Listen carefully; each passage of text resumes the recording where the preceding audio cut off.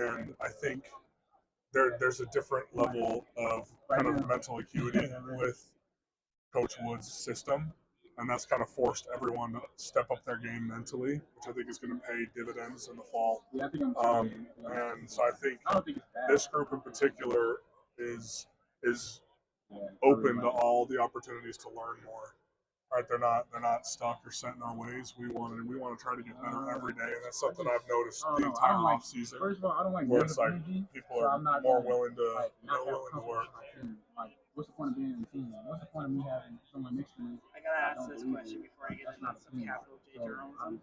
I just don't vibe. Get the jacket. Negative vibes. Where'd I get this jacket? Yeah, that's nice. This is from Mr. Mac. No, Is you that good. a Mr. Mac This is a Mr. Mac, yeah. So I love it. I've only worn it a couple times, but you know, everyone wears the same like two-piece suits or whatever, same colors, and I was like, I don't want to do that. So I wore some tan pants and a sport coat. So I like it. well, I appreciate it. No, I totally dig it. Something like that. I don't know. I feel like that's the thing you gotta say. Well, I appreciate it. Connor, does this team take any bit of a chip on its shoulder from preseason polls, projections, like what people are saying, that kind of thing? Or do you feel like this team maybe like doesn't even need that? Because Connor is talking earlier about how there are no higher expectations in like water and level. Yeah. No, I think it has very little to do with preseason polls and has everything to do with the fact that we're embarrassed at how we played last year. So like that drive and that desire to improve has been here since the day the season ended last year, and from workouts when they started in January. That's been here, and that's going to continue to be here throughout the rest of the summer and into training camp. So that intensity and that energy and that desire to improve had nothing to do with preseason polls. That's been there all off season. This team almost like the chip is more injury. Yeah, no doubt. I think so. What have you guys been focusing on specifically to get better with using that chip on your shoulder? Just like as a team as a whole or offensively? Or I think for us it's definitely been physicality has been the focus, and that was the focus of spring ball, especially because that's vital to have a good offensive line. You have to be physical and move the line of scrimmage, and we want to be the most physical offense in college football.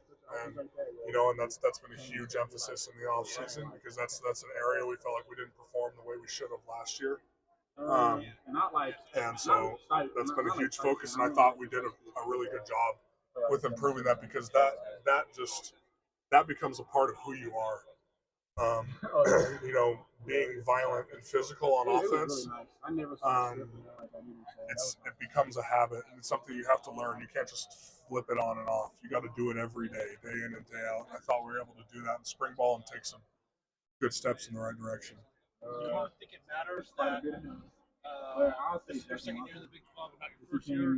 Last year, Yes, I think it makes a big difference because you know we got coaches on our staff like Kalani and others who were on the staff in Utah when they transitioned to the Pac-12, and so they were talking to us about that and kind of how that went. But the only way to really understand something is to experience it. And so now that we've experienced that Big 12 schedule week in, week out, I think we can kind of I think we're a little more mature in that aspect now with how to handle it, and I think that's gonna be really helpful in year two. Kalani seems more serious, resolved this year than as opposed to last year these days, even a little. Have you noticed that throughout this last past year? Well, that's kind of the Kalani I've always known, you know, and it's just whether or not he shows it to the public sometimes, you know, but I think there is a different energy, kind of like what we talked about earlier. You know, just that juice that comes from just, you know, honestly, for lack of a better word, embarrassment of how we played last year. I think everyone on the team feels the way that Kalani's kind of presented himself today. So, You got Utah back in the conference, Yeah. like it's been for many years with BYU and Utah. Sure. And you also have friends across both teams Yeah. and a lot of relationships and family ties and those types of things. Do you think that being in the Big 12 at a power level is going to take the rivalry to a new level?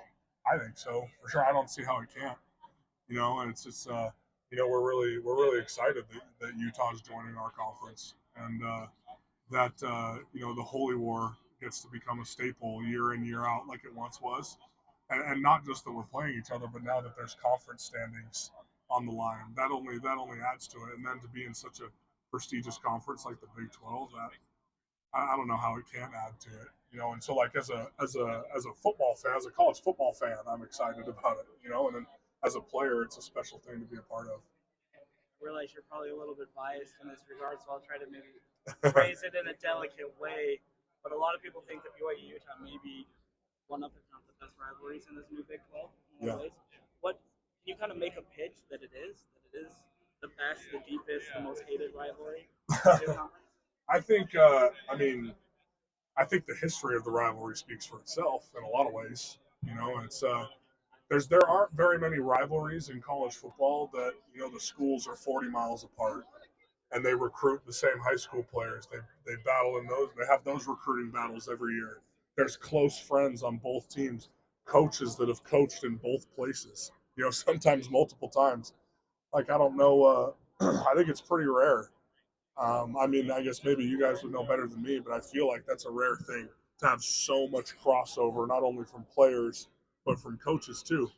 And so that makes it pretty fun, pretty special rivalry, I think. And just both.